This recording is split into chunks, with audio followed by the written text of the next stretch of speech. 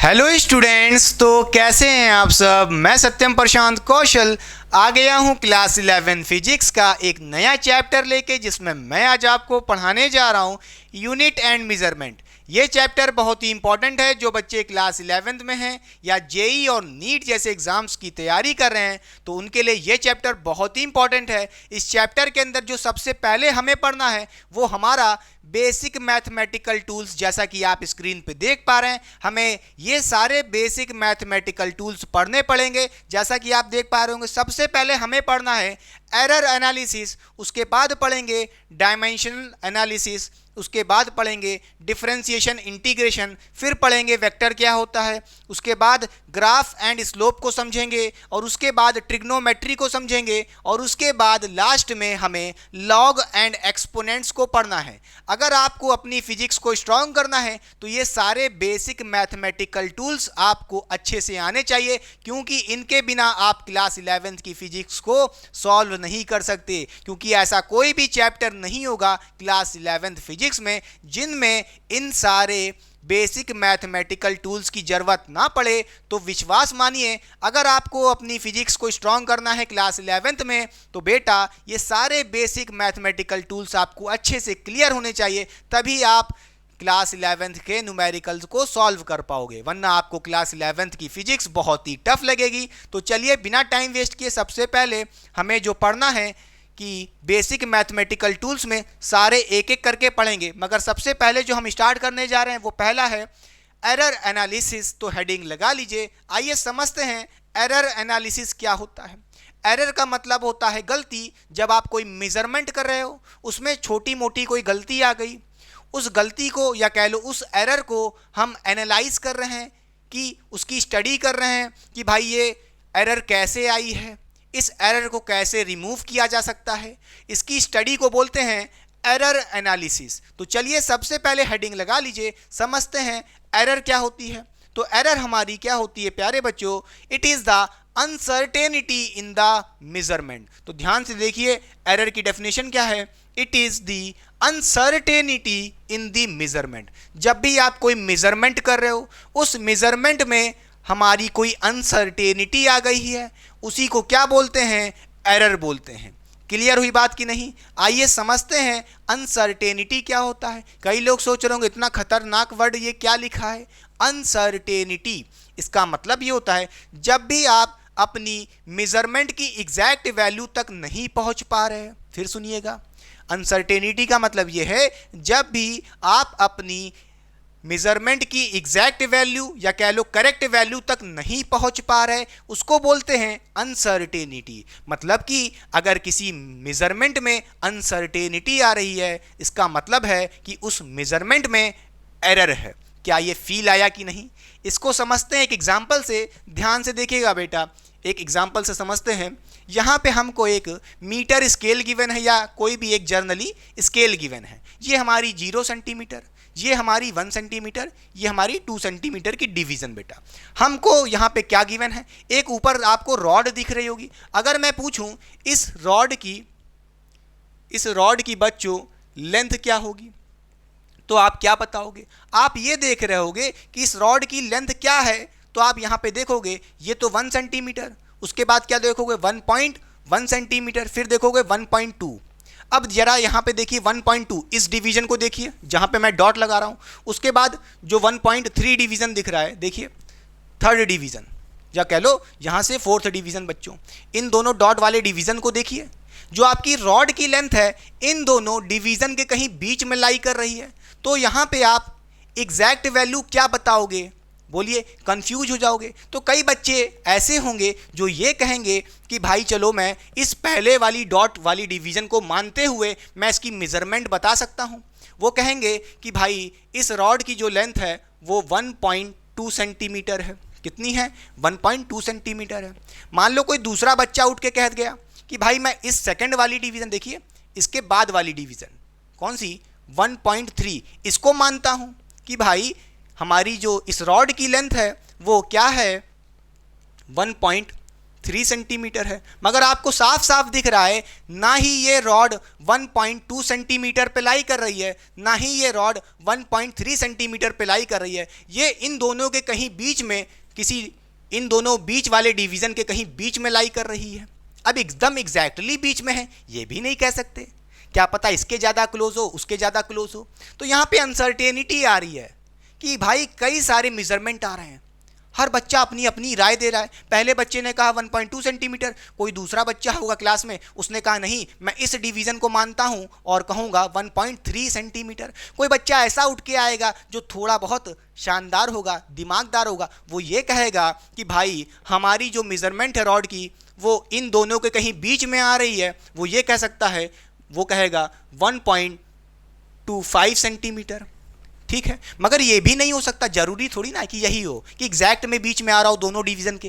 Clear हुई बात कि नहीं? क्या पता आंसर आपका 1.25 की जगह 6 हो जाए, क्या पता 1.26 हो जाए, 1.27 हो जाए, 1.28 हो जाए, क्योंकि आपकी जो आंसर आने की लिमिट है वो यहाँ से 1.2 सेंटीमीटर से 1.3 सेंटीमीटर के कहीं बीच में है। तो यहाँ पे जो मेज़रमेंट में अनसर्टेनिटी आ रही है, इतनी सारी वैल्यू मिल रही है, कोई एग्जैक्ट वैल्यू नहीं मिल रही है, उसी को बोलते हैं प्यारे बच्चों एरर। क्या ये बात समझ में आई कि नहीं? क्या ये फील आया कि नहीं? पक्का? चलिए बच्चों, ये बात तो समझ गए होगे एरर क्या होती है और उस एरर में अनसर्टेनिटी का मतलब क्या है। क्लियर? चलिए अब आइए पढ़ते हैं टाइप ऑफ एरर। अब हेडिंग लगा लीजिए, एरर के टाइप्स क्या हैं।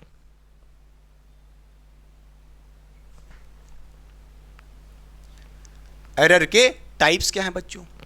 चलिए अब देखिए, पहला टाइप यहां पे हमारे पास जो पढ़ने के लिए है वो क्या है, बोलिए।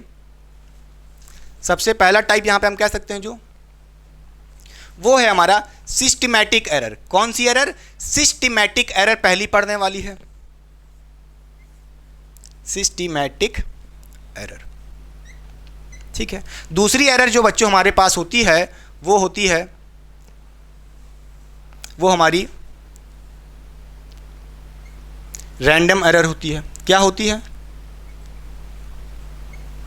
पक्का समझ गए? पहली एरर हमारा टाइप क्या होता है? Systematic error. दूसरी टाइप की एरर हमारे पास यहाँ पे रैंडम एरर होती है। अगर हम बात करें सिस्टमैटिक एरर की, तो व्हाट इज सिस्टमैटिक एरर? जब आप किसी सिस्टम से या कह लो किसी डिवाइस से, अब वो डिवाइस क्या हो सकता है? या तो मीटर स्केल हो सकती है, वेइंग मशीन हो सकती है, किसी भी फिजिकल क्वांटिटी को आप मेज़र कर रहे हैं उनकी यूनिट में, उनकी रिस्पेक्टिव यूनिट में। अगर उस सिस्टम से या उस डिवाइस से कोई गलती हो जाए, कोई एरर हो जाए, तो उस टाइप की एरर को क्या बोलेंगे? Systematic error. सिस्टमैटिक एरर इसलिए बोल रहे हैं क्योंकि सिस्टम से गलती हुई है, किसी डिवाइस से मेज़र करते हुए गलती हो गई है, उस टाइप की एरर को क्या बोलेंगे? Systematic error. क्या ये बात समझ में आई कि नहीं? बोलिए, बोलिए पक्का? अच्छा, किसी सिस्टम से मेज़र कर रहे हो, किसी डिवाइस से मेज़र कर रहे हो, इसका मतलब है सिस्टमैटिक एरर। तो इस टाइप की एरर का कॉज नोन होगा, हाँ या ना? भाई किसी सिस्टम से मेज़र कर रहे हो, आप देख रहे होगे, आपको गलती पता हो जाएगी अगर आपने कोई गलती की है। क्लियर? तो यहां से हम कह सकते हैं सिस्टमैटिक एरर ऐसी एरर होती हैं जिनका कॉज हमको नोन होता है या कह लो पता होता है। तो इन टाइप्स की एरर का बोलिए कॉज नोन, इनका जो बच्चों कॉज होता है या कह लो कारण, किस कारण के वश ये एरर आई हैं, हम कह सकते हैं इनका कॉज हमको पता होता है। अगर किसी भी एरर का कॉज पता है तो क्या आप उस एरर को रिमूव नहीं कर सकते? अगर आपको पता है कि भाई ये एरर आ गई है या इसका क्या कारण है, ये किस वजह से एरर आई है, तो हम इस टाइप की एरर को क्या रिमूव नहीं कर सकते? कर सकते हैं। तो इसका मतलब ये है अगर किसी एरर का कॉज पता है तो हम उस एरर को रिमूव कर सकते हैं। क्लियर हुई बात कि नहीं? तो हम कहेंगे सिस्टमैटिक एरर का कॉज पता है जिसकी वजह से बोलिए इन एरर्स को हम रिमूव कर सकते हैं। तो क्या लिखेंगे? दिस एरर कैन बी, बोलिए can be removed, in errors को हम रिमूव कर सकते हैं बाय एडिंग, बाय एडिशन या कह लो सब्सट्रैक्शन। अब कैसे करेंगे वो हम आगे देखेंगे, चिंता ना करिए, बस बने रहिए लेक्चर में, ठीक है, पक्का हो गया।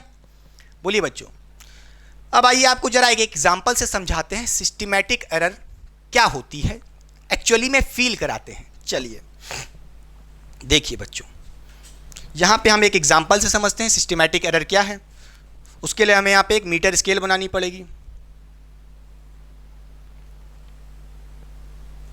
मान लीजिए ये हमारी एक मीटर स्केल है, ये 0 सेंटीमीटर, 1 2 3 4 5 6 7 8 9 10 10 पे होता है 1 सेंटीमीटर।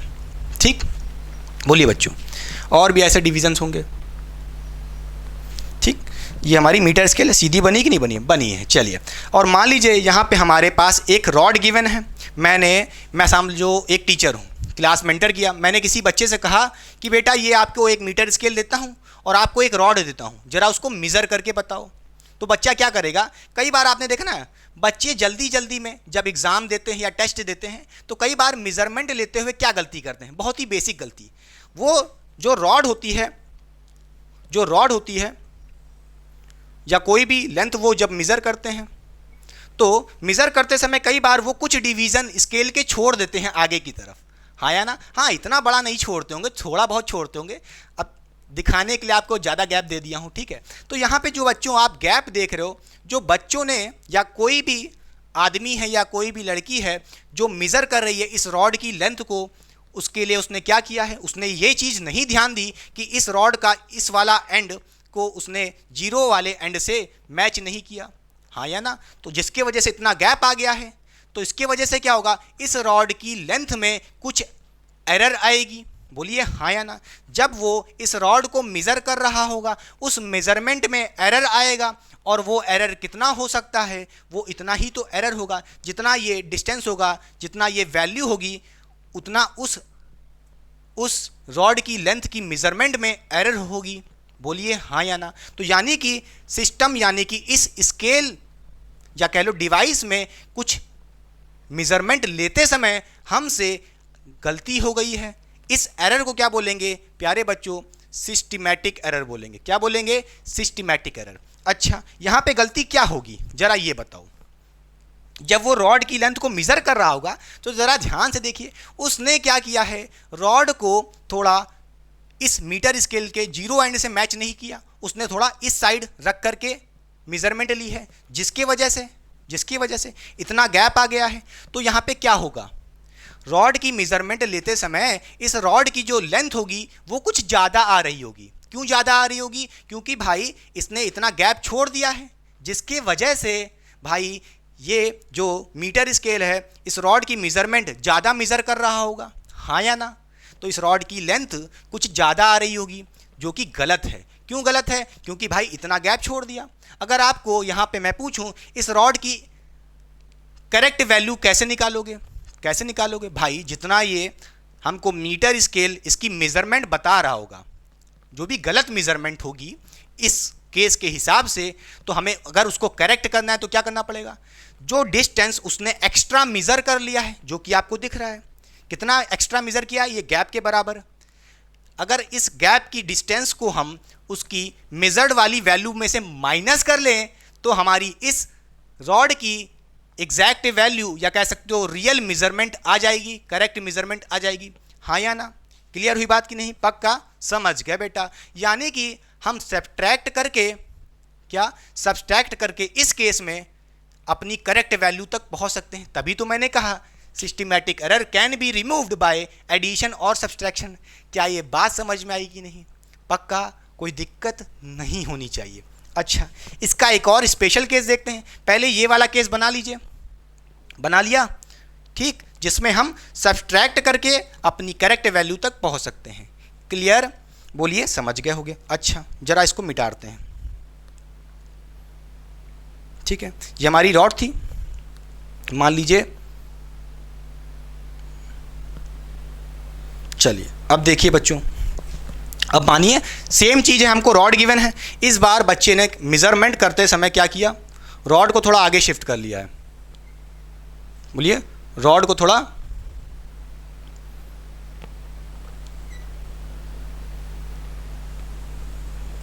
ठीक है। अब यहाँ पे बच्चे ने क्या गलती की है, बोलिए। इस बार स्केल को पीछे कर लिया है, रॉड को आगे कर लिया है। तो जैसा कि आप देख पा रहे हैं, ये जो मेज़रमेंट में इतना गैप आ गया, देखिए मीटर स्केल ने इस बार इस चीज़ को मेज़र नहीं कर पाया, क्योंकि भाई यहाँ पे जो स्केल है पीछे है और रॉड की लेंथ आगे से ले रहा है। इसका मतलब क्या है, फिर से यहाँ पे कोई एरर आएगा और उस एरर को क्या बोलेंगे, सिस्टमैटिक एरर। क्या ये बात समझ में आई कि नहीं, बोलिए हाँ या ना। यहाँ पे जो बच्चा मेज़रमेंट कर रहा होगा, जो उसकी मेजर्ड वैल्यू आएगी उसमें एरर होगी। क्यों एरर होगी, क्योंकि उस बच्चे ने मेज़रमेंट लेते समय रॉड को इस मीटर स्केल के एंड से मैच नहीं किया था, हाँ या ना, जिसके वजह से एरर आएगी। क्यों होगा ऐसा, देखिए क्योंकि बच्चे ने इतना, देखिए इतना गैप छोड़ दिया है, देखिए स्केल इतनी पीछे है। तो यहाँ पे अगर मैं बात करूँ, जो इसकी मेजर्ड वैल्यू होगी, जो बच्चे ने मेज़र करके लाई होगी, उसकी जो मेजर्ड वैल्यू होगी या उस रॉड की जो लेंथ वो मेज़र किया होगा वो कुछ कम आ रही होगी, उसकी एग्जैक्ट वैल्यू से कुछ कम आ रही होगी, क्योंकि मीटर स्केल ने इतना डिस्टेंस तो मेज़र ही नहीं किया। मीटर स्केल ने इतना डिस्टेंस तो मेज़र ही नहीं किया है। अगर नहीं मेज़र किया है तो उसका क्या मतलब है, एरर आ रही होगी उसमें। तो उस एरर को कैसे सही करेंगे, जितना मेज़र नहीं किया, जितना डिस्टेंस उसने मेज़र नहीं किया, ठीक है, करेक्ट करने के लिए क्या करना पड़ेगा, बोलिए बच्चों, उसमें हमें जो उसकी मेजर्ड वैल्यू होगी उसमें इतना डिस्टेंस हम ऐड कर दें, बोलिए हाँ या ना। जो भी उसकी मेजर्ड वैल्यू होगी जो कम आ रही है, क्लियर, क्योंकि इतना डिस्टेंस उसने छोड़ दिया है, तो उस मेजर्ड वैल्यू को करेक्ट करने के लिए हम क्या करेंगे, इतना डिस्टेंस, इतनी वैल्यू हम उसमें ऐड कर दें तो वो मेजरमेंट करेक्ट हो जाएगा। क्लियर हुई बात कि नहीं। तो इस केस में हमें ऐड करना पड़ेगा। क्या ये बात समझ में आई कि नहीं, पक्का। तो ये था कॉन्सेप्ट ऑफ सिस्टमैटिक एरर। मैंने दोनों तरीके से आपको समझाया है कैसे हम ऐड करके और सब्ट्रैक्ट करके अपनी मेजर्ड वैल्यू को जो कि गलत है उसको कैसे करेक्ट कर सकते हैं, उसमें से एरर कैसे रिमूव कर सकते हैं। क्या ये बात समझ में आई कि नहीं। मेरे पसीने को मत देखो, इस चीज़ को पढ़ो, मुझे मत देखो, मेरे लेक्चर को देखो, मेरे कॉन्सेप्ट को देखो, ठीक है। भले पसीना आ रहा है, कोई दिक्कत नहीं भाई, बहुत गर्मी है, पंखा चला नहीं सकते, बैकग्राउंड नॉइस आएगा, आपको डिस्टर्ब होगा पढ़ने में, ठीक है प्यारे बच्चों। चलिए, सिस्टमैटिक एरर हो गया। अब आइए पढ़ते हैं रैंडम एरर क्या होता है। रैंडम एरर नाम ही में ही लिखा है, रैंडम। रैंडम मतलब अचानक से, ना जाने कहाँ से ये एरर आ गई। तो इसका मतलब क्या है, इसका कॉज अननोन होगा। तो यहाँ से हम कह सकते हैं रैंडम एरर ऐसी एरर होती हैं इनका कॉज अननोन होता है। क्या होता है, इनका कॉज अननोन होता है, ना जाने कहाँ से आ गई। बोलिए, इनका कोई तुकताल नहीं होता, कैसे इंट्रोड्यूस हो गई है यही नहीं पता, इनका कॉज ही नहीं पता, तो भैया इन एरर्स को हम लोग रिमूव भी नहीं कर सकते। समझ गए। तो अगर कोई एरर है और वो एरर का कॉज पता नहीं है, अननोन है, तो हम इन एरर्स को रिमूव नहीं कर सकते। तो क्या लिखेंगे, these error can not be, बोलिए, कैन नॉट बी रिमूव्ड, इनको हम रिमूव्ड नहीं कर सकते। पक्का हुई बात कि नहीं, बोलिए बच्चों, समझ गए। ये था पूरा एरर का कॉन्सेप्ट। आई होप आप अंडरस्टैंड कर चुके होंगे। तो हमने एरर पढ़ लिया है। Error is the uncertainty in the measurement. तो अब आइए पढ़ते हैं मेजरमेंट क्या होती है। चलिए, पक्का कॉपी कर लिया आपने, मिटा दें। चलिए, हेडिंग लगाइए अब मेजरमेंट।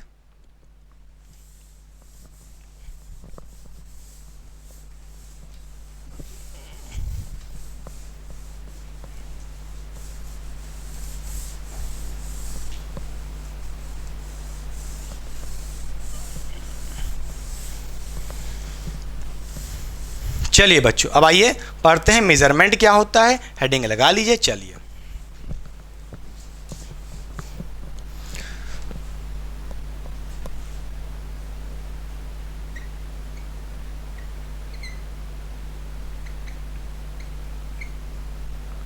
देखिए मेजरमेंट की डेफिनेशन क्या लिखें, इसमें क्या है। देखिए, जैसे आपके पास कई सारी फिजिकल क्वांटिटीज़ हैं, जैसे लेंथ हो गई, ब्रेथ हो गई और हाइट हो गई। सबकी यूनिट क्या होती है, सेंटीमीटर हो सकती है, मीटर हो सकती है, किलोमीटर हो सकती है, ठीक है, नैनोमीटर हो सकती है। तो आप क्या कर रहे हैं, किसी भी चीज़ की लेंथ को मेज़र कर रहे हैं, समझ गए। या कह लो कोई डिस्टेंस मेज़र कर रहे हैं, या आप इसी तरह देख सकते हो वेइंग मशीन, वो क्या करती है, वेट को मेज़र करती है। ठीक, जैसे आपके पास मैं बोलूँ बीम बैलेंस देखा होगा, जो आप मास मेज़र कर रहे हो कि भाई 5 kg 6 kg 10 kg, तो ये सब क्या है, मेज़रमेंट है उनकी रिस्पेक्टिव यूनिट्स में बेटा, उसी को बोलते हैं मेज़रमेंट, क्या वैल्यू है। क्लियर? तो मेज़रमेंट क्या होता है, it is a process of measuring the physical quantities in their respective unit बेटा। क्लियर? लिखना चाहो लिख सकते हो डेफिनेशन, कोई मतलब की बात नहीं, ये सब पूछेगा ही नहीं। आइए पढ़ते हैं। मेजरमेंट को अगर समझना है तो यहाँ पे हमारे पास दो टर्म होते हैं, उन दो टर्म को समझना पड़ेगा। पहला टर्म होता है एक्यूरेसी, दूसरा टर्म होता है प्रिसीजन। तो चलिए सबसे पहले हेडिंग लगा लीजिए, आइए पढ़ते हैं एक्यूरेसी क्या होती है। क्या accuracy?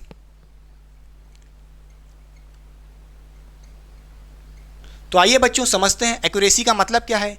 It tell us how close your measured value is to real value. लिखिए इसकी डेफिनेशन सबसे पहले, क्या बताता है, it tell us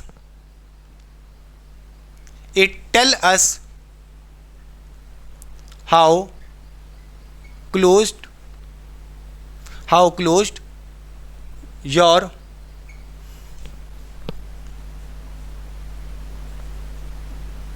measured value is to real value.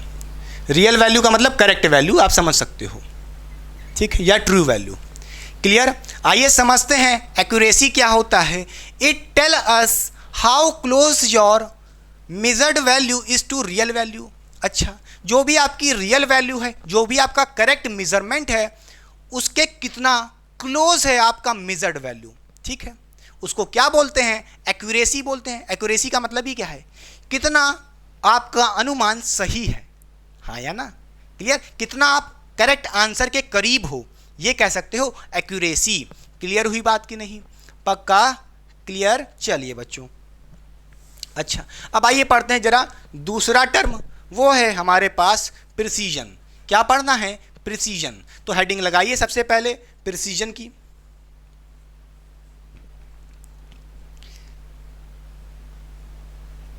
तो बच्चों अब आइए समझते हैं प्रिसीजन क्या होता है।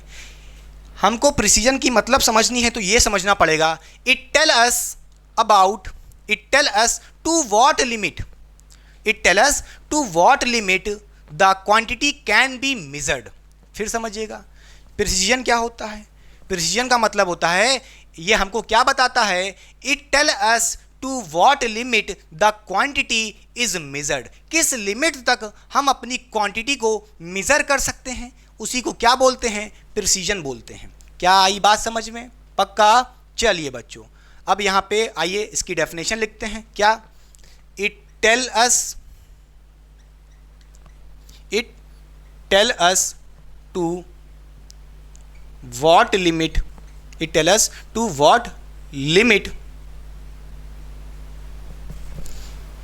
the quantity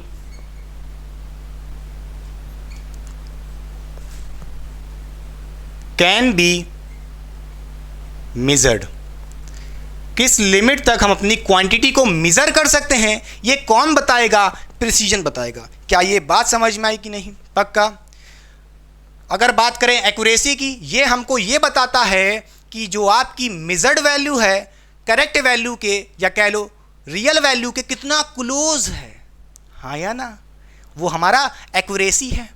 अगर बात करें प्रिसीजन की, इसका मतलब क्या है, ये हमको क्या बताता है, it tell us about what limit, किस लिमिट तक अपनी क्वांटिटी को हम मेजर कर सकते हैं, किस लिमिट तक हम उसका मेजरमेंट कर सकते हैं, उसको बोलते हैं प्रिसीजन।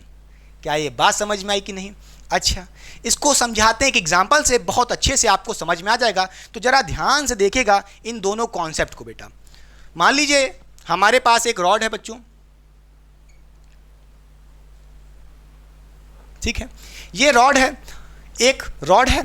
टीचर क्लास में आया, भाई टीचर को रॉड की एग्जैक्ट वैल्यू, या कह लो करेक्ट वैल्यू, या कह लो रियल वैल्यू पता है, और टीचर ने पहले से ही मेज़र किया होगा इस रॉड की लेंथ, इसकी करेक्ट लेंथ जो होगी टीचर के हिसाब से या कह लो इसकी जो रियल वैल्यू होगी, या समझ गए, वो वैल्यू कितनी है टीचर के हिसाब से 2.5, बोलिए 2.25 मान लो, 2.254 सेंटीमीटर में, ठीक है। ये इसकी करेक्ट वैल्यू है टीचर के हिसाब से। टीचर ने इसकी करेक्ट वैल्यू स्टूडेंट को नहीं बताई है, और क्लास में गया टीचर रॉड दे दी सारे बच्चों को एक एक करके कि भाई एक बच्चे को दिया, तो पहले वाले बच्चे ने क्या बताया, इसकी जो मिजर्ड वैल्यू बताई बच्चे के हिसाब से, जो मिजर्ड वैल्यू बच्चे के हिसाब से आई बच्चों, वो आई, एक बच्चा था जिसने मेज़र करके बताया इसकी वैल्यू को, वो बताया 2.2 सेंटीमीटर।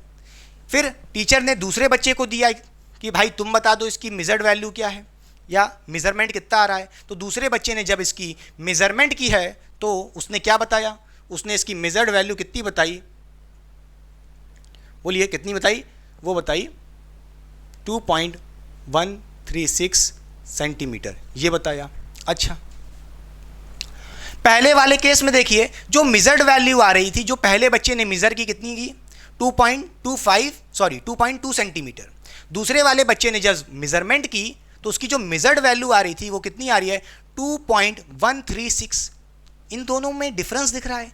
तो जो पहली वाली आपको मेजर्ड वैल्यू दिख रही है, इसका मतलब क्या है, ये क्या है, इसको हम कह सकते हैं this value is more accurate. क्यों कह रहे हैं, क्योंकि देखिए अगर आप इसकी करेक्ट वैल्यू से कंपेयर करोगे, पहले वाले केस को देखिए कितनी मेजर्ड वैल्यू आ रही है 2.2 सेंटीमीटर। इसके देखिए इस रियल वैल्यू के ज़्यादा क्लोज है कि नहीं है, देखिए यहाँ पे भी लिखा है 2.2 और यहाँ पे भी इसकी कितनी आ रही है वैल्यू 2.2। इसका मतलब ये है कि ये जो मेजर्ड वैल्यू है ये इसके ज़्यादा क्लोज है, और जो चीज़ ज़्यादा जिसके क्लोज होगी, बोलिए अगर आपकी मेजर्ड वैल्यू इस रियल वैल्यू के क्लोज है तो आप क्या बोलोगे कि भाई ये मोर एक्यूरेट है। क्योंकि यहाँ पे देखिए आप जो आंसर देख रहे हो कितना आया मेजर्ड वैल्यू का 2.1 आ गया।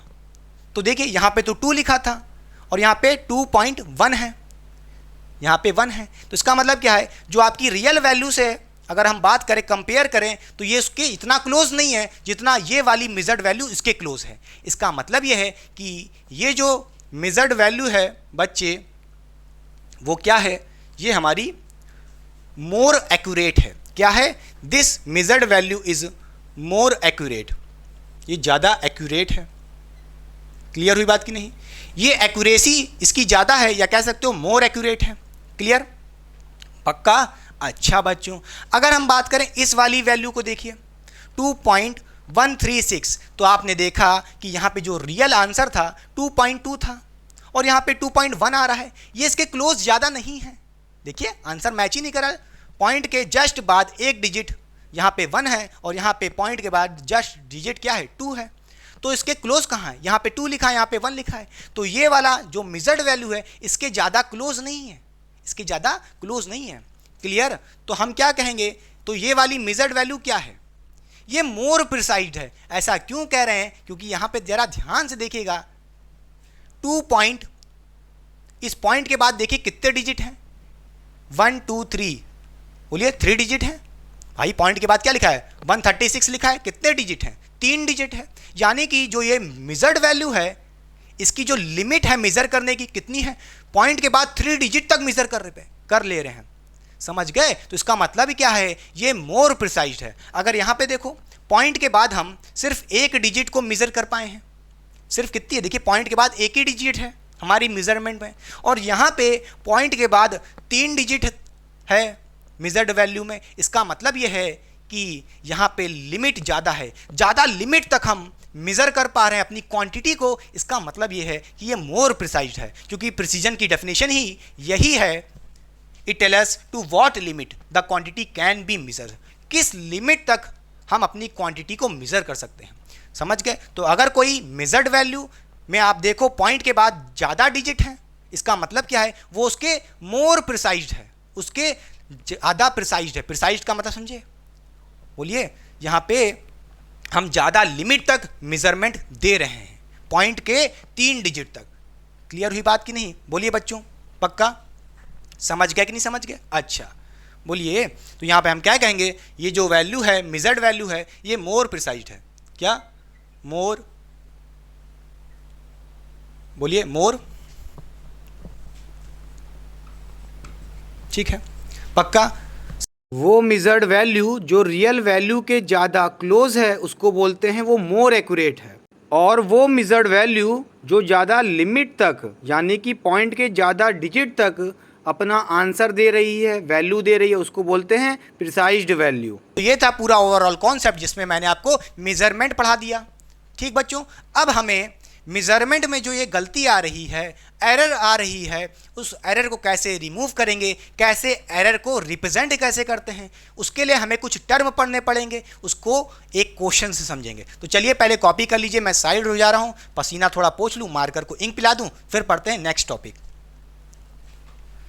तो आइए बच्चों सॉल्व करते हैं क्वेश्चन जिससे आप सीख पाएंगे कैसे हम मेजरमेंट करते हैं और उस मेजरमेंट में कैसे एरर आती है, उस एरर को कैसे रिप्रेजेंट करते हैं। ये सारी बातें तभी जान पाएंगे जब आप ये क्वेश्चन करेंगे। तो ध्यान से देखिए बेटा, यहाँ पे हमको क्या गिवन है, observation of length of rod. हमारे पास कोई एक रॉड होगी, उस रॉड की ऑब्जर्वेशन गिवन है।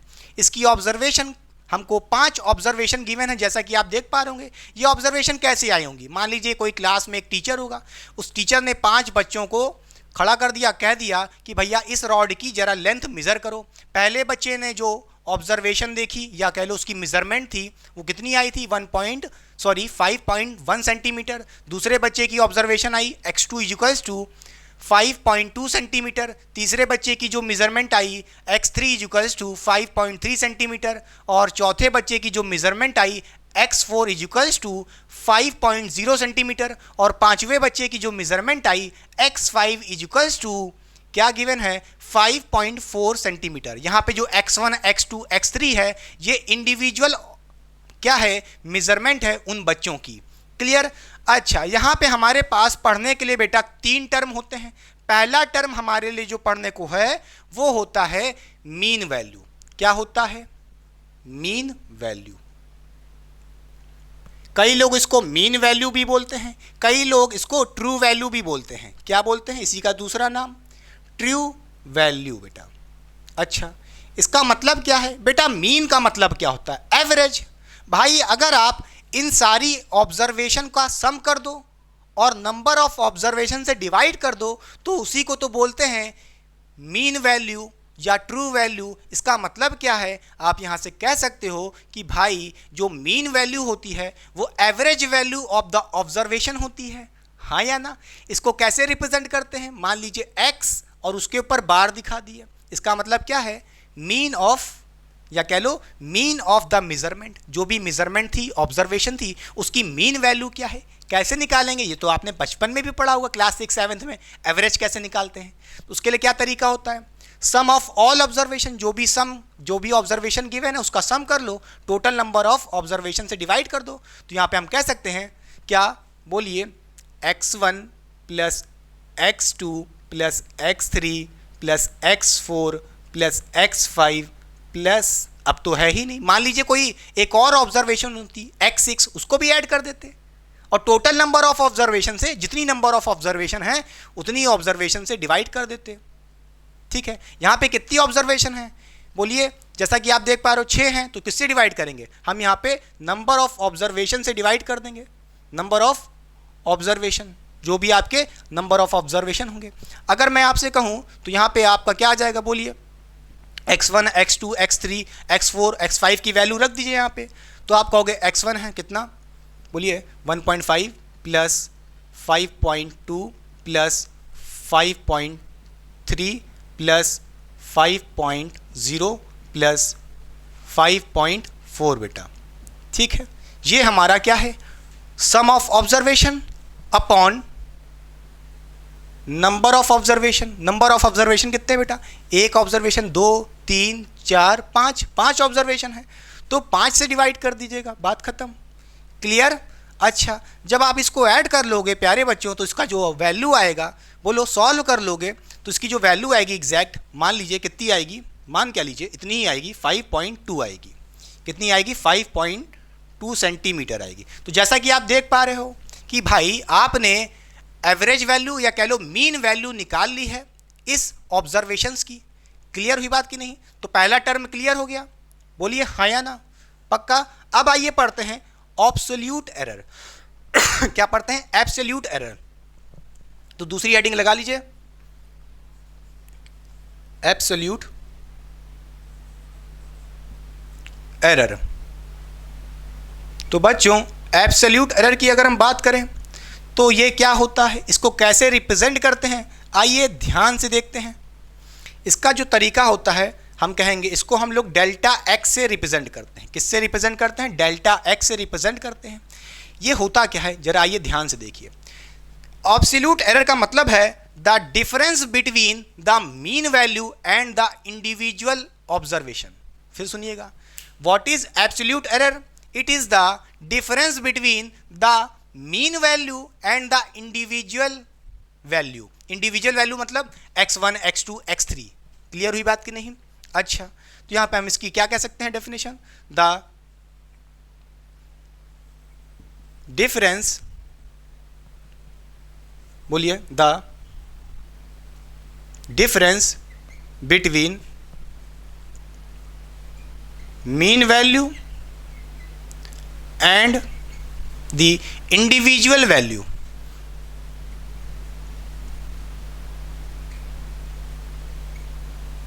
Mean value and individual value. ठीक है प्यारे बच्चों? अच्छा, तो आइए इसका मतलब समझते हैं। इसका फॉर्मूला क्या होगा? पहले देखिए, इसको रिप्रेजेंट कैसे करते हैं? डेल्टा एक्स से रिप्रेजेंट करते हैं। किससे रिप्रेजेंट करते हैं? डेल्टा एक्स से। मीन वैल्यू को बार ऑफ एक्स से रिप्रेजेंट करते थे, इसको डेल्टा एक्स से रिप्रेजेंट करते हैं। अच्छा, तो इसको जो निकालने का तरीका होता है बच्चों, वो क्या होता है? आइए ध्यान से देखिए, वो होता है, बोलिए डेल्टा एक्स क्या होगा? यही हमारा एब्सोल्यूट एरर है। ये है क्या? Difference between the mean value and the individual value. तो यहाँ पे मीन वैल्यू को हम किससे रिप्रेजेंट करते हैं? बार एक्स से। उसका डिफरेंस करना है किससे? इंडिविजुअल वैल्यू से। इंडिविजुअल वैल्यू क्या हो सकती है? x1, x2, x3। तो जनरल हम क्या लिख सकते हैं? xn लिख सकते हैं। यहाँ पे n की वैल्यू 1, 2, 3 होती जाएगी। तो यहाँ पे बोलिए बार x माइनस, एक बार होगा x1, फिर माइनस x2 करेंगे, फिर एक बार और x3 करेंगे, x4, x5 ऐसे चलता रहेगा। क्लियर हुई बात कि नहीं? तो ये हमारा तरीका होता है निकालने का एब्सोल्यूट एरर का बच्चों। क्लियर? अच्छा, तो अगर हम आपसे पूछें, बोलिए आपसे पूछें डेल्टा x1 क्या होगा? डेल्टा x1 क्या है? बोलिए एब्सोल्यूट एरर पहले ऑब्जर्वेशन की, तो क्या कहोगे? आप कहोगे यहाँ से, बोलिए क्या कहोगे? बोलिए क्या फॉर्मूला था हमारे पास यहाँ पे? बोलिए मीन कितना है बेटा? बोलिए, या कह लो मीन वैल्यू कितनी है? एक्स बार की वैल्यू कितनी आई थी? बोलिए 5.2 सेंटीमीटर आई थी। कितनी आई थी? 5.2 सेंटीमीटर आई थी। 5.2 माइनस एक्सएन। एक्सएन क्या है? Individual observation. पहली ऑब्जर्वेशन क्या है? बोलिए x1 है। भाई यहाँ पे डेल्टा x1 निकाल रहे हो तो यहाँ पे क्या होगा? बोलिए x1 होगा। तो x1 कितना था? 5.1 था। इसको जब सॉल्व करोगे आपका आंसर आएगा, कितना आएगा? 0.1 सेंटीमीटर। इसी तरह मैं पूछूं डेल्टा x2 क्या हो जाएगा? वो फिर से देखिए, डेल्टा x2 के लिए क्या करना पड़ेगा? मीन माइनस x2, बस। तो 5.2 माइनस x2, x2 की वैल्यू कितनी है? 5.2 है बच्चों। इसको जब सॉल्व करोगे आपका आंसर आएगा, वो आएगा 0.0 सेंटीमीटर। ठीक?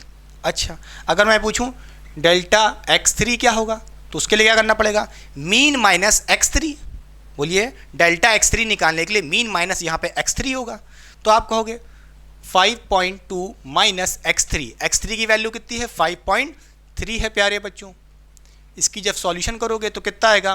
बोलिए वो आएगा माइनस 0.1 आएगा।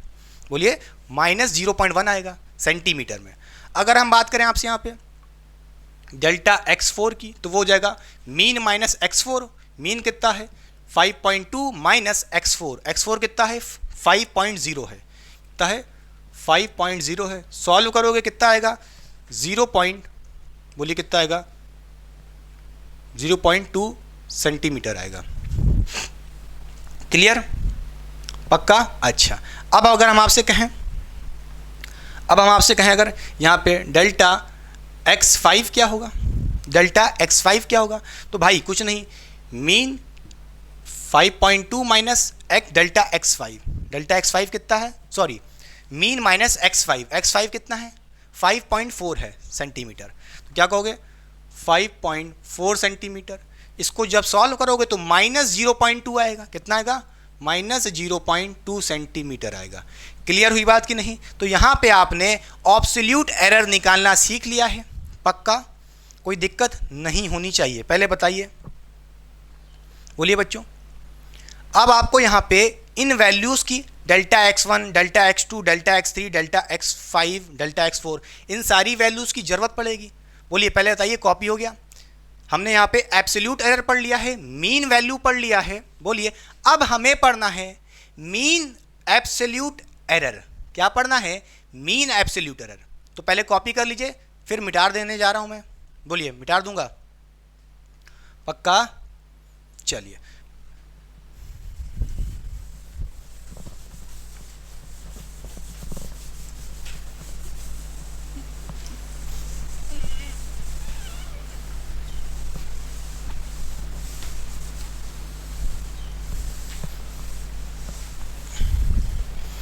आइए बच्चों, हम देखते हैं मीन एब्सोल्यूट एरर क्या है। क्या?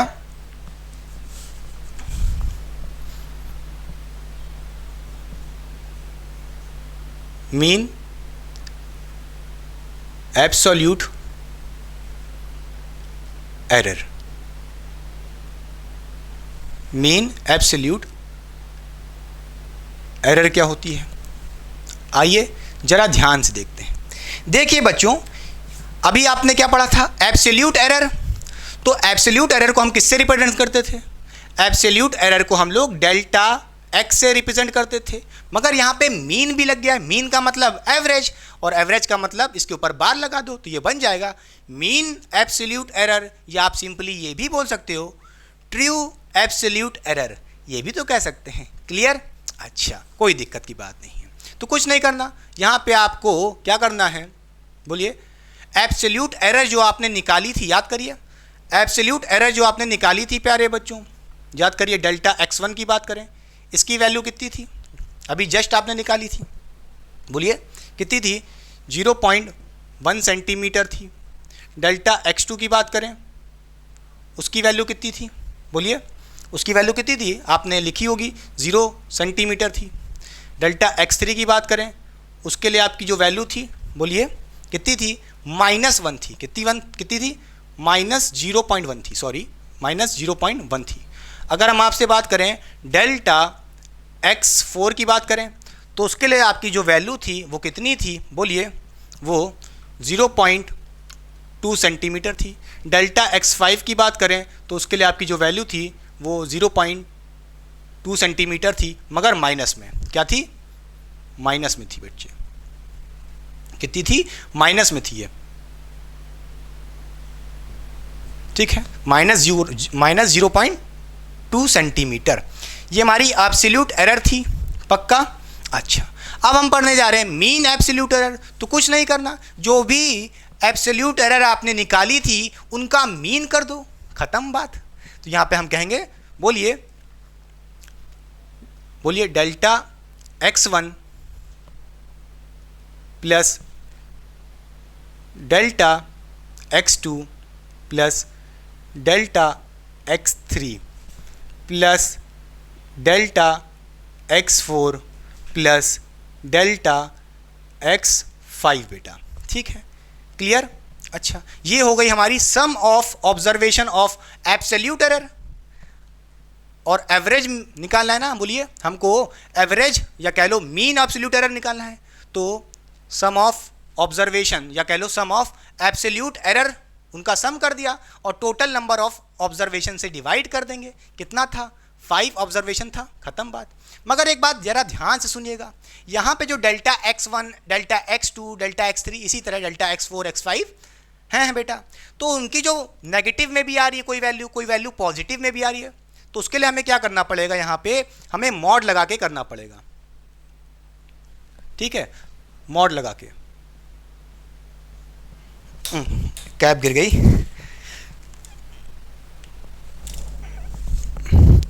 सॉरी बच्चों, देखिए ध्यान से, कैप गिर गई थी। देखिए बच्चों, मैंने क्या किया यहाँ पे, मीन एब्सोल्यूट एरर निकाल ली है। कैसे निकाली है? जो भी एब्सोल्यूट एरर थी उनका मीन कर लिया है, और इस तरह मीन करना है कि जब आप सम ऑफ ऑब्जर्वेशन करो, ठीक है, तो यहाँ पे मॉड लगा के करो। मॉड यानी कि इसका मतलब ये होता है जब किसी आप क्वांटिटी के पास ये दो डंडे लगा देते हैं, इसका मतलब है कि हमें उनकी सिर्फ पॉजिटिव वैल्यू रखनी है। जैसा कि आप यहाँ पे देख पा रहे होगे, कोई वैल्यू पॉजिटिव आई है, कोई नेगेटिव आई है, मगर अगर आप यहाँ पे ऐसे करके मॉड लगा देते हो उस क्वांटिटी के ऊपर, तो बेटा हमें उसकी सिर्फ पॉजिटिव वैल्यू मिलेगी जब आप इस मॉड को हटाओगे। क्या ये बात समझ में आई कि नहीं? इसका मतलब क्यों कह रहे हैं, क्योंकि ज़रा ध्यान से समझिएगा, अगर आप यहाँ पे जो ये नेगेटिव वैल्यू रखोगे तो अंदर जाके सब्सट्रैक्शन हो सकता है एरर के अंदर। तो एक बात नोट करिएगा, एरर्स आर ऑलवेज एडेड, उनको सब्सट्रैक्ट नहीं किया जाता, इसलिए हम यहाँ पे मॉड लगा के इनका एवरेज कर रहे हैं ताकि हमको सिर्फ पॉजिटिव वैल्यू मिले और उनका मीन करें। क्लियर हुई बात कि नहीं? तो यहाँ से हम कह सकते हैं डेल्टा x1 कितना है, बोलिए 0.1 प्लस डेल्टा x2 कितना है, 0 रख दिया, प्लस डेल्टा x3 कितना है, जरा देखिए, प्लस डेल्टा x3 कितना है, माइनस 0.1 बेटा, मगर यहाँ पे डेल्टा x3 लिखा है, उसके ऊपर मॉड लगा है, तो माइनस जो 0.1 वैल्यू है वो पॉजिटिव में आएगी। कितनी? 0.1। समझ गया? इसी तरह डेल्टा x4 भी ऐड कर दीजिए। डेल्टा x4 की वैल्यू कितनी है? 0.2, पहले से पॉजिटिव है, कोई दिक्कत की बात नहीं है। डेल्टा x5 बोलिए माइनस 0.2 है, मगर उसके पास मॉड लगा है, मॉड लगने की वजह से क्या हो जाएगा? पॉजिटिव में आएगा। कितना? माइनस 0.2 की जगह हम क्या लिखेंगे? प्लस 0.2 बेटा। क्लियर हुई बात कि नहीं? अपॉन में 5 है, बोलिए। अच्छा, यहाँ पे हमने माइनस क्यों नहीं लिया है? क्योंकि भाई अगर आप माइनस लिखोगे तो सब्सट्रैक्शन भी होगा, और एरर्स कभी भी सब्सट्रैक्ट नहीं की जाती हैं, एरर्स आर ऑलवेज एडेड। इस पे बेस्ड अभी एक क्वेश्चन भी आगे करवाएंगे। तो चलिए यहाँ से आप देख सकते हो, आपसे पूछूं मीन एब्सोल्यूट एरर कितनी आ गई है, तो ऊपर जब आप ऐड करोगे, सबको ऐड कर लो, कितना हो जाएगा? ये हो जाएगा 0.6 हो जाएगा, अपॉन 5 है। फिर इसको जब सॉल्व करोगे, इसकी जो वैल्यू आएगी वो आएगी 0.12 बेटा, सेंटीमीटर में। क्लियर? तो यहाँ से आप देख सकते हो डेल्टा x यानी कि मीन एब्सोल्यूट एरर आ गया है 0.12 सेंटीमीटर। क्लियर? बोलिए हाँ या ना। अच्छा, मैं आपसे पूछूं, याद करिए बच्चे, आपने अभी जस्ट निकाला था, मीन वैल्यू कितनी आई थी? याद करिए, अभी स्टार्टिंग में जस्ट कराया था, कितनी आई थी? 5.2 सेंटीमीटर। ठीक है, और ये आपकी क्या थी? मीन वैल्यू कह लो या ट्रू मीन कह लो। आपसे मैं पूछूं मीन एब्सोल्यूट एरर कितनी आई है, तो आप कहोगे delta x mean equals to कितना आया? 0.12। ठीक, हमें ये दो चीज पता चल गई हैं। बताइए, इतना आया, ये वैल्यूज हमने कैसे निकाला? अब अगर हमें एरर को रिप्रेजेंट करना है तो कैसे रिप्रेजेंट करते हैं, आइए ध्यान से देखते हैं। ये टॉपिक हमारा हो चुका है। मैं पूछूं रिप्रेजेंटेशन ऑफ एरर, एरर को कैसे रिप्रेजेंट करते हैं, उसका क्या तरीका होता है, आइए ध्यान से देखते हैं। तो बेटा जो तरीका होता है वो होता है, बोलिए, मीन वैल्यू जिसको हम कैसे दिखाते हैं? x के ऊपर बार, ठीक, फिर प्लस माइनस दोनों साइन रहता है, उसके बाद डेल्टा x बार, यानी कि ये हमारा मीन वैल्यू है और ये हमारा एब्सोल्यूट मीन वैल्यू है। क्लियर हुई बात कि नहीं? एब्सोल्यूट मीन एरर कह लो, बात वही है। अच्छा, ये होता है किसी भी एरर को रिप्रेजेंट करने का तरीका। अच्छा, मैं पूछूं इस क्वेश्चन के हिसाब से जरा एरर को रिप्रेजेंट करो। तो आपने अभी जस्ट देखा था, आपकी जो मीन वैल्यू आई थी, आपकी जो मीन मेजरमेंट आई थी, ये कह लो कितनी आई थी? 5.2 आई थी। बोलिए 5.2 सेंटीमीटर। ठीक है, फिर यहाँ पे प्लस माइनस का साइन लिखा है, इसका मतलब बताते हैं अभी क्या लिखा है? प्लस माइनस का साइन लिखा है। फिर डेल्टा x के ऊपर बार, यानी कि एब्सोल्यूट मीन एरर कितनी आई? ये है 0.12। समझ गए? 0.12 सेंटीमीटर। जरा इस बात को समझिएगा, जो ये 0.12 सेंटीमीटर लिखा है यही हमारी क्या है, absolute mean error. Absolute mean error का मतलब ये है, मीन ऑब्सोल्यूट एरर का मतलब ये है कितनी हद तक आपसे एरर हो सकती है मेजरमेंट में। क्लियर? यानी कि हम कह सकते हैं 0.12 सेंटीमीटर इतनी हद तक मैक्सिमम इतनी एरर हमसे हो सकती है मेजरमेंट में बेटा। क्लियर? और ये जो 5.2 लिखा है ये हमारा मीन वैल्यू है, या कह लो एवरेज वैल्यू है मेजरमेंट की 5.2। यानी कि अगर हम आपको कोई रॉड देते हैं, उसको कई लोग मेज़र करते हैं, तो उसकी जो एवरेज मीन वैल्यू होगी वो कितनी होगी, 5.2 होगी। और जो इसके बाद लिखा है प्लस माइनस 0.12 बेटा, ये बता रहा है कि इस रॉड की जो मेजरमेंट है 5.2, इसकी मीन वैल्यू से या तो हमारी जो एरर कितनी हो सकती है, ज़्यादा हो सकती है, कितनी 0.12 सेंटीमीटर इस मीन वैल्यू से ज़्यादा हो सकती है, या उससे कम हो सकती है, कितनी 0.12 सेंटीमीटर। तभी यहाँ पे प्लस माइनस दोनों लिखा है। प्लस का मतलब यह है कि जो भी आपकी मीन वैल्यू है 5.2, उससे या तो हमारी वैल्यू कितनी ज़्यादा हो सकती है, बोलिए 0.12 हो सकती है, हाँ या ना, बोलिए, या तो उसकी 5 मीन वैल्यू में से हमारी जो एरर की मैक्सिमम वैल्यू, या कह लो हद से हद तक कितनी एरर हो सकती है, उस मीन वैल्यू 5.2 में से कम हो सकती है, कितनी 0.12 सेंटीमीटर की वैल्यू कम हो सकती है। क्लियर? यानी कि यहाँ पे ऑब्सोल्यूट मीन एरर जो आप देख रहे हो, मीन ऑब्सोल्यूट एरर, ये क्या बता रहा है, कितनी हद तक एरर हो सकती है किसी भी मेजरमेंट में। क्या ये बात समझ में आई कि नहीं? पक्का समझ गए? अच्छा, क्लियर। चलिए अब पढ़ते हैं फ्रैक्शनल एरर क्या होती हैं, परसेंटेज एरर क्या होती है। तो चलिए मिटा दें। चलिए ये टॉपिक खत्म।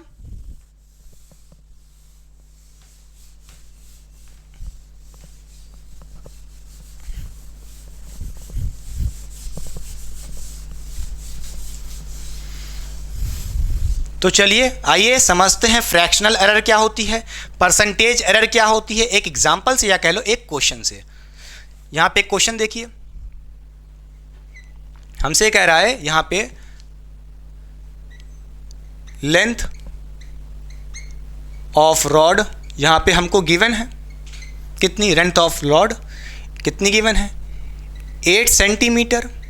ठीक, 8 सेंटीमीटर, फिर गिवन है प्लस माइनस 0.8 सेंटीमीटर। ठीक है, ये हमको किसी रॉड की मेजरमेंट की वैल्यू गिवन है, कितना, L equals to 8 centimetre plus minus 0.8 centimetre. अब आपको पता होगा भाई, हाँ, उस मेजरमेंट की जो मीन वैल्यू होगी वो जो आप लेफ्ट में देख रहे हैं यही तो हमारा क्या है, x बार बेटा, यही 8 सेंटीमीटर क्या है, 8 सेंटीमीटर क्या है, यही तो हमारी मीन वैल्यू है। और यहाँ पे जो प्लस माइनस के बाद देख रहे हो राइट में 0.8 सेंटीमीटर, ये वो क्या है बताइए, मैक्सिमम कितनी एरर हो सकती है, यानी कि यही हमारी ऑब्सोल्यूट मीन एरर है। क्या, डेल्टा x के ऊपर बार 0.8 सेंटीमीटर क्या है मीन ऑब्सोल्यूट एरर, और 8 सेंटीमीटर क्या है मीन वैल्यू। क्लियर? और यहाँ पे अगर मैं आपसे पूछूं कि भाई जरा हमको बताओ, पहला पार्ट हमसे कह रहा है फ्रैक्शनल, बोलिए फ्रैक्शनल एरर कितनी होगी, कितनी फ्रैक्शनल एरर होगी ये बताओ। दूसरा हमसे पूछ रहा है परसेंटेज एरर बताओ, क्या बताओ, परसेंटेज एरर बताओ। ठीक है, आइए देखते हैं दोनों का मतलब क्या है। देखिए फ्रैक्शनल एरर कैसे निकालेंगे, इसका जो फॉर्मूला होता है या तरीका होता है वो होता है डेल्टा x अपॉन x के ऊपर बार। ठीक, बोलिए। अच्छा, कोई दिक्कत की बात नहीं है।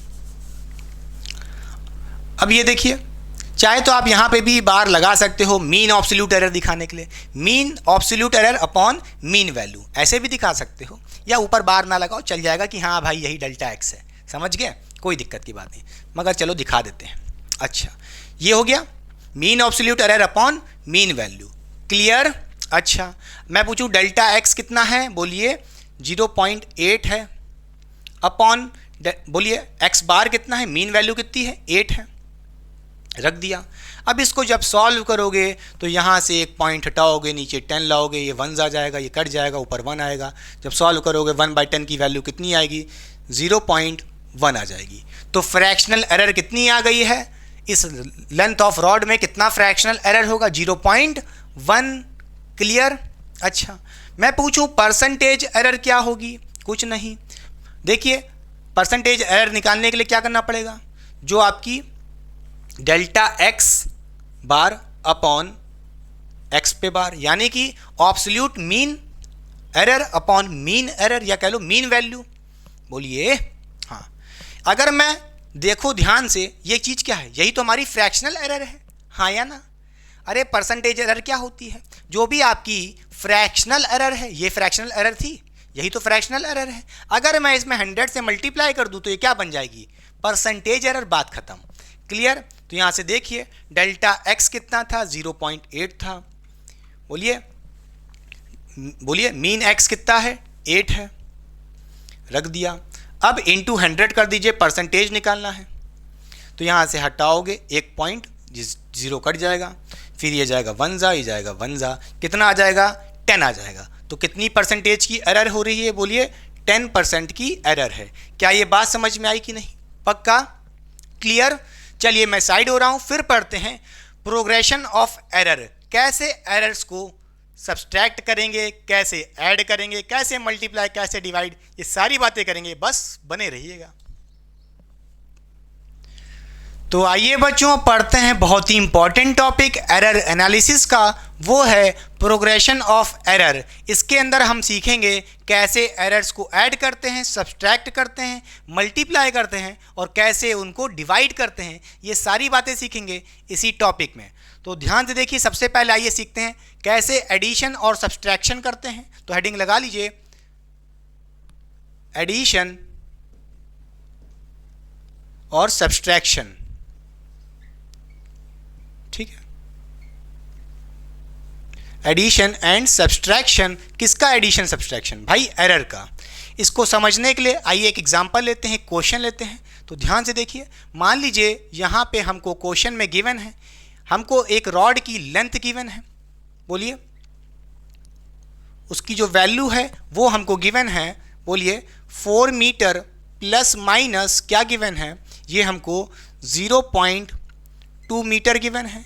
इसी तरह हमारे पास कोई दूसरी मेजरमेंट है, L2 मेजरमेंट, वो है 8 मीटर प्लस माइनस ये हमको 0.4 मीटर गिवन है। ठीक है, ये हमको क्वेश्चन में L1 L2 दो मेजरमेंट गिवन है। हमसे क्वेश्चन में प्यारे बच्चों कह रहा है कि हमें बताओ L1 प्लस L2 कितना होगा, यानी कि दोनों को ऐड कर दो। और हमसे कह रहा है क्वेश्चन में L2 माइनस L1, ये बताओ, इन दोनों की वैल्यू बतानी है। तो कैसे सॉल्व करेंगे, आइए देखते हैं। देखिए बच्चों, एडिशन में क्या करना होगा, यहाँ पे L1 प्लस L2 कर लो। तो L1 L2 में दोनों में आपको क्या क्या दिखेगा, बोलिए दो चीज़ें दिख रही हैं। पहली तो आपको इस तरफ जो लेफ्ट साइड गिवन होता है प्लस माइनस के, वो होता है मीन वैल्यू, और उसके जो राइट साइड होता है प्लस माइनस के, वो उसकी एब्सोल्यूट मीन वैल्यू। तो हमें क्या करना है, मीन वैल्यू को मीन वैल्यू से खेलना है और एब्सोल्यूट मीन वैल्यू को एब्सोल्यूट मीन वैल्यू से खेलना है। अगर हम L1 प्लस L2 कर रहे हैं, एडिशन कर रहे हैं, तो हमें मीन वैल्यू को देखना है, उनको ऐड करना पड़ेगा। L1 की मीन वैल्यू कितनी है, 4 मीटर, L2 की मीन वैल्यू कितनी है, 8 मीटर। जब आप ऐड करोगे तो कितना आंसर आएगा, 12 मीटर। ठीक है, कोई दिक्कत की बात नहीं है। फिर देखिए प्लस माइनस का साइन लगा दिया, कोई दिक्कत की बात नहीं है। अब इसके बाद क्या है, प्लस माइनस साइन के बाद में क्या है, बोलिए एब्सोल्यूट मीन वैल्यू। तो यहाँ पे उसके बाद हमें क्या करना है, एब्सोल्यूट मीन वैल्यू को ऐड कर लीजिए। तो 0.2 मीटर प्लस 0.4 मीटर कितना हो जाएगा, यहाँ पे आपका 0.6 मीटर हो जाएगा। क्या ये बात समझ में आई कि नहीं? पक्का? अच्छा, आइए देखते हैं कैसे हम सब्ट्रैक्शन करेंगे। L2 माइनस L1, कैसे हम इस L2 में से L1 को सब्ट्रैक्ट करेंगे, आइए ध्यान से देखते हैं। उसके लिए भी हमें क्या देखना होगा, मीन वैल्यू को मीन वैल्यू से सब्ट्रैक्ट करना है, ऑब्सोल्यूट मीन वैल्यू को ऑब्सोल्यूट मीन वैल्यू से सब्ट्रैक्ट करना है। अगर बात करें L2 माइनस L1, तो L2 की मीन वैल्यू क्या है, 8 मीटर है। बोलिए, उसमें से हम माइनस कर लेंगे 4 मीटर को। क्लियर? तो कितना आ जाएगा, बोलिए 4 मीटर आ जाएगा। फिर उसके बाद प्लस माइनस का साइन है बच्चों। अब देखिए L2 में से माइनस करना है L1 को, तो L2 की ऑब्सोल्यूट मीन वैल्यू कितनी है, आप कहोगे 0.4 है।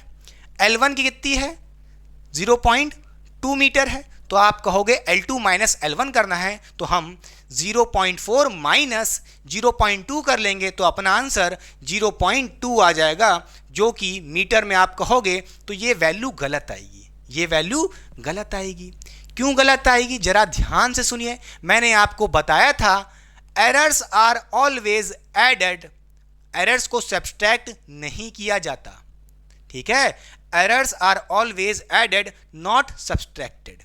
तो इसका मतलब क्या है, यहां पे जब आप क्या करोगे 0.4 माइनस 0.2 करोगे, तो भैया यहां पे सब्ट्रैक्ट मत करना, हमेशा ऐड करना है, यानी कि 0.4 प्लस 0.2 हो जाएगा। तो यहां पे 0.2 नहीं आएगा, 0.4 प्लस 0.2 को जब आप सब्ट्रैक्ट करोगे, मगर होगी वो ऐड, तो इसका मतलब क्या है 0.4 0.2 को अब सब्ट्रैक्ट तो होने से रहे, इनको हमें ऐड करना पड़ेगा, कितना हो जाएगा 0.6 हो जाएगा। तो यहाँ पे 0.6 मीटर आएगा। अब ये चीज़ सही है, क्या ये बात समझ में आई कि नहीं? तो यहाँ पे एक बहुत ही इंपॉर्टेंट पॉइंट लिखिए, क्या बच्चों, नोट करके,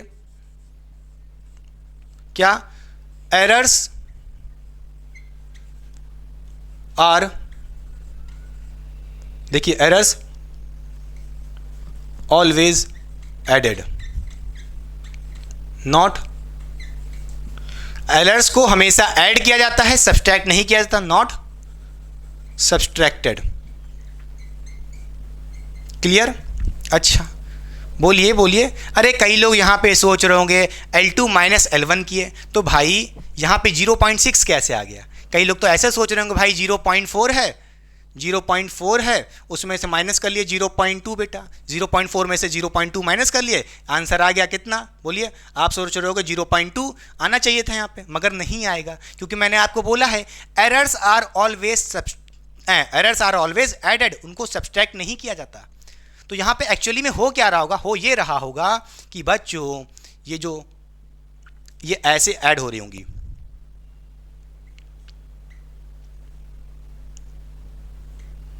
देखिए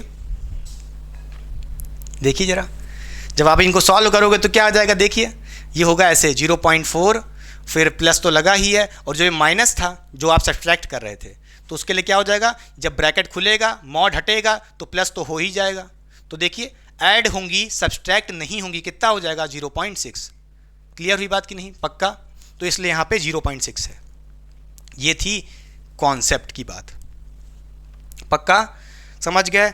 errors always added not subtracted, ये बात समझ में आ गई? चलिए, यानी कि एडिशन और सब्ट्रैक्शन हो गया है, आपको कुछ नहीं करना, बस अगर सब्ट्रैक्ट करने को भी बोल रहा है तो भैया एरर की बात कर रहा हूँ, ये जो ऑब्सोल्यूट मीन एरर है, इनको देखिए सब्ट्रैक्ट करोगे तब भी ऐड होगी, बस आप ऐड कर देना, खत्म बात। क्लियर? इसमें मत चले जाना रूट मीन वैल्यू में, बोलिए मीन वैल्यू में, मतलब भैया इनमें तो सब्ट्रैक्ट करोगे, देखो 8 माइनस 4 कितना आएगा, 4 ही आएगा, ये मत करना इनको भी ऐड कर दें, ये तो मीन वैल्यू है, मैं ऑब्सोल्यूट मीन वैल्यू की बात कर रहा हूँ, ऑब्सोल्यूट मीन एरर की बात कर रहा हूँ। क्लियर? पक्का समझ गए? चलिए मिटा दें, चलिए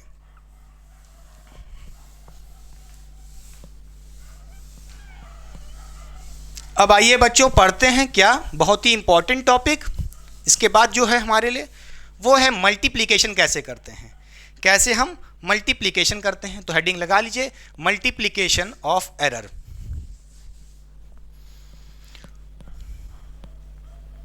मल्टीप्लिकेशन ऑफ एरर, आप लिख लो पूरा, हमें टाइम नहीं इतना, ठीक है, वीडियो की लेंथ वैसे ही बढ़ रही है।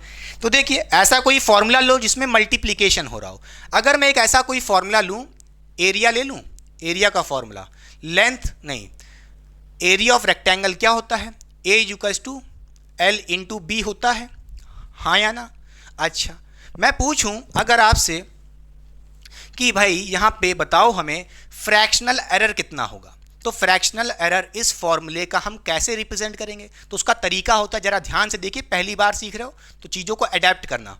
देखिए ए लिखा है तो हम ए की जगह क्या लिखेंगे, delta A upon A is equals to, फिर एल लिखा है तो यहाँ पे डेल्टा एल अपॉन एल लिखा है, फिर देखिए मल्टीप्लाई लिखा है, क्रॉस का साइन है, इसको हटा के हम क्या लिख सकते हैं, प्लस बेटा, क्या लिख सकते हैं, प्लस। चाहे मल्टीप्लाई का साइन लिखा हो चाहे डिवाइड में हो, हम हमेशा उसको हटा के प्लस लिखते हैं, clear.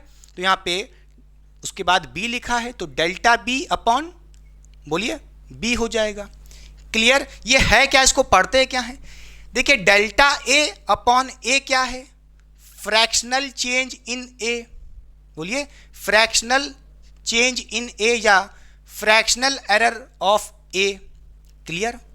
Delta L by L क्या है, फ्रैक्शनल एरर ऑफ लेंथ, क्या कह सकते हो, बोलिए बोलिए फ्रैक्शनल चेंज इन लेंथ, ये भी कह सकते हो। डेल्टा बी बाय बी को क्या बोल सकते हो, फ्रैक्शनल चेंज इन बी या भाई फ्रैक्शनल एरर इन बी, मतलब वही है, क्लियर। अच्छा, ये हो गई बात।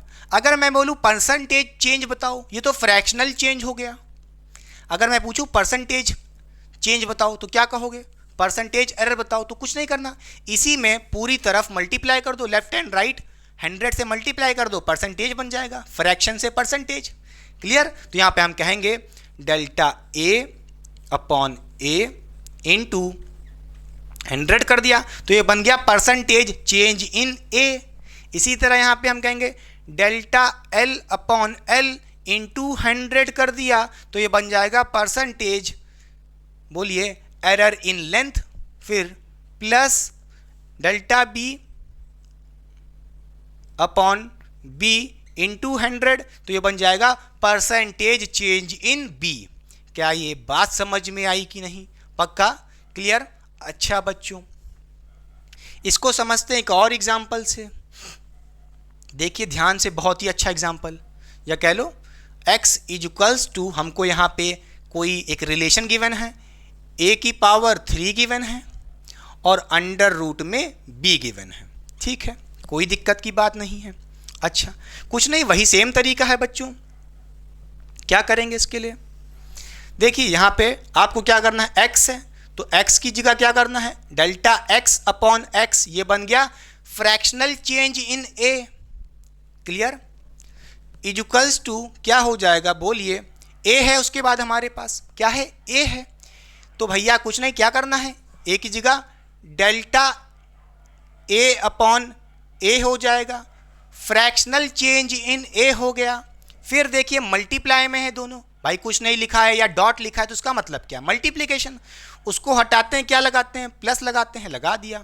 अब देखिए उसके बाद b लिखा है, क्या लिखा है, b लिखा है, तो b पे देखिए, b की जगह क्या लिख सकते हैं, डेल्टा b अपॉन b, यानी कि फ्रैक्शनल चेंज इन ब्रेथ, समझ गए। अच्छा, अब कई लोग सोच रहे होंगे यहाँ पावर का क्या होगा, यहाँ पे पावर का क्या होगा, जरा बताओ। देखिए यहाँ पे a पे पावर कितनी है बेटा, 3 है, तो वो जो पावर होती है वो आगे मल्टीप्लिकेशन में आ जाएगी, तो यहाँ डेल्टा a बाई a के पास आगे मल्टीप्लाई में ये 3 आ जाएगा, क्लियर। इसी तरह अगर मैं पूछूं इस b को देखो तो भाई इस पे अंडर रूट लगा है, क्या लिखा है, अंडर रूट में b है, तो इसको हटाएंगे अंडर रूट को तो क्या हो जाएगा, बोलिए, b की पावर कितनी हो जाएगी, हाफ हो जाएगी, b की पावर कितनी हो जाएगी, हाफ हो जाएगी। तो ऐसे समझ लो भाई b पे अंडर रूट लगा है, यानी कि b की पावर हाफ है और वो हाफ पावर में है तो आगे हो जाएगा मल्टीप्लाई में, तो यहाँ लिख लेंगे मल्टीप्लाई में। क्लियर हुई बात कि नहीं, समझ में आया कि नहीं, ये हो गया हमारा फ्रैक्शनल चेंज। अगर कोई बोलता है परसेंटेज चेंज बताओ, इसमें 100 से मल्टीप्लाई कर दो, बात खत्म, तो देखिए क्या हो जाएगा, delta x upon x into 100, ये बन गया percentage change in b, is equals to 3 into delta x upon x into 100, ये बन गया percentage change in x, clear. फिर प्लस ये हो जाएगा हाफ, बोलिए डेल्टा बी बाय बी, बोलिए delta B by B into 100, ये बन गया परसेंटेज चेंज इन बी बेटा। क्लियर, ये चीज़ समझ में आ गई आपको पक्का? बोलिए पक्का समझ गया, आ गया कैसे मल्टीप्लिकेशन होता है। अच्छा, आपके लिए एक होमवर्क है प्यारे बच्चों, मैं बोलूँ वॉल्यूम ऑफ, देखिए क्यूब गिवन है हमको, L into B into H, सब कैसे हैं? मल्टीप्लाई में है। तो मैं पूछूं फ्रैक्शनल चेंज क्या होगा, उसको रिप्रेजेंट करो जैसे मैंने सबको रिप्रेजेंट किया है। ये आपके लिए होमवर्क है कि कर दें? चलो चेक कर देते हैं क्या हो जाएगा यहाँ पे। एक और बार देखो, delta V upon V equals to delta L upon L plus, multiply के बाद प्लस लगाना है, delta B upon B plus delta H upon H. Clear? अगर परसेंटेज चेंज बनाना होगा, बोलिए परसेंटेज चेंज बनाना होगा भैया 100 से मल्टीप्लाई कर देना, यहाँ भी यहाँ भी यहाँ भी यहाँ भी, बस बन जाएगा। कर दें? अरे कर लोगे यार, बोलो कर दें क्या? चलो अच्छा देख लो, तो हो जाएगा डेल्टा वी अपॉन, बोलिए क्या हो जाएगा, delta V upon V into 100, फिर इक्वल्स टू, बोलिए delta L upon L into 100 plus, फिर क्या हो जाएगा, बोलिए delta B upon B into 100। ठीक, अब जगह तो है नहीं, क्या करें, नीचे कर दें, तो यहाँ कहोगे प्लस, इसी के आगे होगा डेल्टा एच अपॉन एच। ठीक बच्चों, इंटू 100 कर दो, बात खत्म। ठीक है, बोलिए समझ गए? ये था फ्रैक्शनल एरर और ये था परसेंटेज एरर। क्लियर? चलिए, ये हो गया हमारा मल्टीप्लिकेशन भी बच्चों, बोलिए मिटा दें। अब पढ़ते हैं डिवीजन कैसे करना है।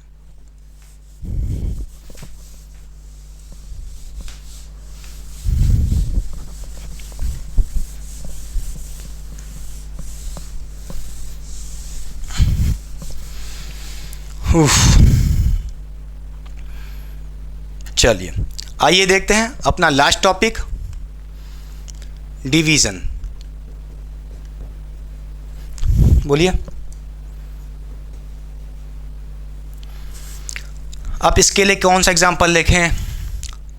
चलिए देखिए, मान लीजिए हमको यहाँ पे a इक्वल्स टू गिवन है, बोलिए a इक्वल्स टू गिवन है p dot c upon d, ये हमको गिवन है।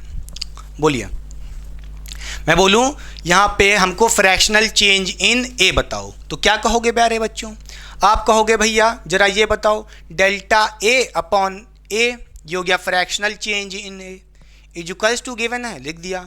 फिर p लिखा है तो क्या हो जाएगा, डेल्टा p अपॉन p। ठीक, ये हो गया फ्रैक्शनल चेंज इन p बेटा। फिर देखिए डॉट का मतलब क्या है, डॉट का मतलब मल्टीप्लिकेशन ही तो है, तो यहाँ पे प्लस रहेगा। फिर यहाँ पे डेल्टा c अपॉन c हो गया, फ्रैक्शनल चेंज इन c हो गया।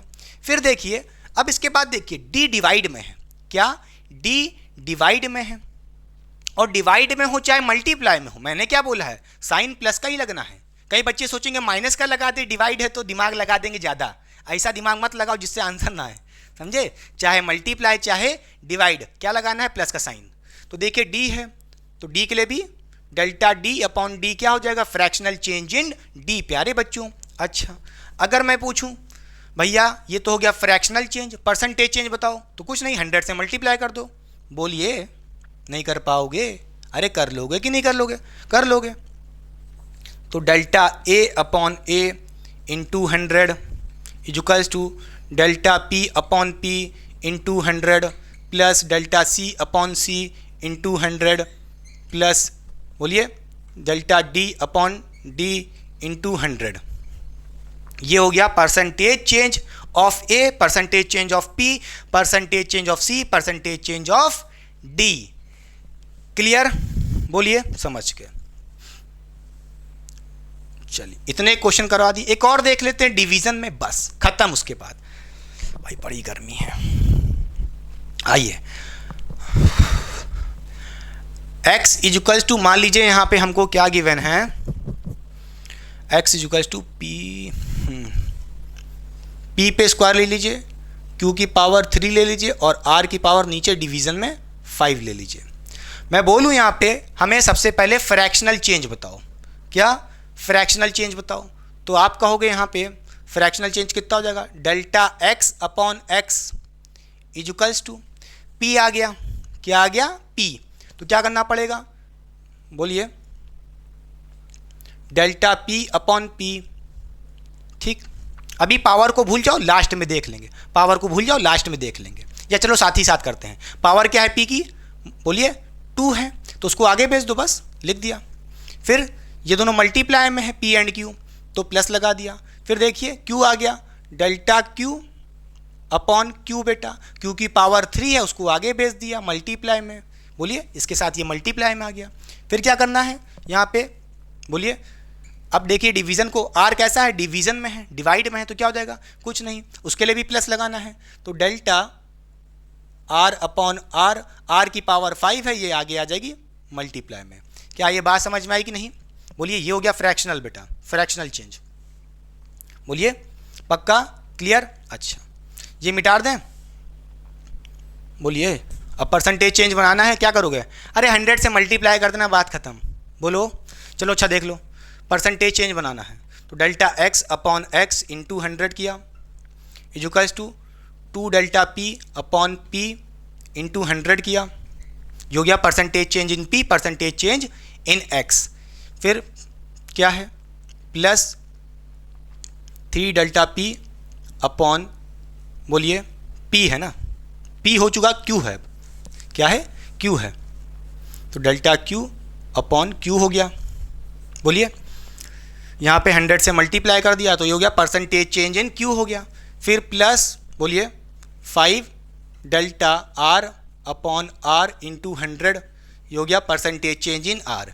क्या ये बात समझ में आई कि नहीं? कुछ गलती तो नहीं हुई? छोटी मोटी गलती हो गई, समझ जाओगे क्या करना है, खत्म बात। तो ये था पूरा ओवरऑल लेक्चर, जिसमें मैंने सब कुछ पढ़ाने की कोशिश की थी। एरर एनालिसिस की कॉन्सेप्ट सारा आपको जितना भी कॉन्सेप्ट था, किसी भी क्वेश्चन को करने के लिए, चाहे जेई का हो चाहे नीट का हो। अब सोच रहे हो क्वेश्चन के लेवल अभी और आएंगे? हाँ भाई आएंगे। इसकी पार्ट 2 आएगी, जिसमें मैं बहुत सारे जेई के, नीट के, क्लास 11th के लेवल पर बहुत सारे न्यूमेरिकल करवाऊंगा। तो चलिए पढ़ाई करते रहें। All the very best. अगर आपको ये लेक्चर सच में पसंद आया हो तो वीडियो को शेयर दबा के करिएगा। बहुत गर्मी है, बहुत मेहनत कर रहा हूँ, आपका सपोर्ट बना रहेगा तो बहुत ही मुझे थोड़ी सी सपोर्ट मिल जाएगा। आई होप आपने लेक्चर को बहुत इन्जॉय किया, मैंने भी इन्जॉय किया है। बस चलिए, बाय बाय।